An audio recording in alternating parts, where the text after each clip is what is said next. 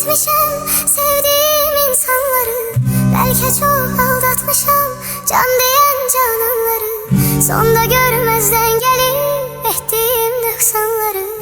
Var ümidim affedersen sen beni. Bilmez idim dert verer derdimin dermanları. Gün gelir pişman olur nefsinin kurbanları. Dünya tehdinden salar şahları sultanları. İtibarsiz dünyaya itibar etmen günahtır. İntihar etmen günahtır.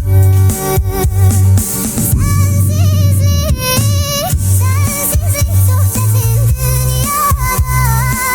Gam yazılmış kismetim, kalmayıp takatim. Sevmeyi niyetim, şahit olmaz kalbime Allah'ımdan başka bir kez ses.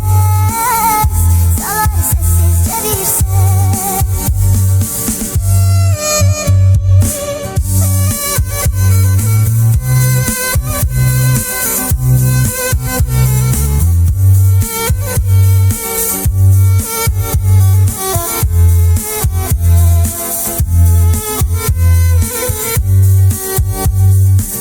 Sen giden günden beri besledir sözler seni.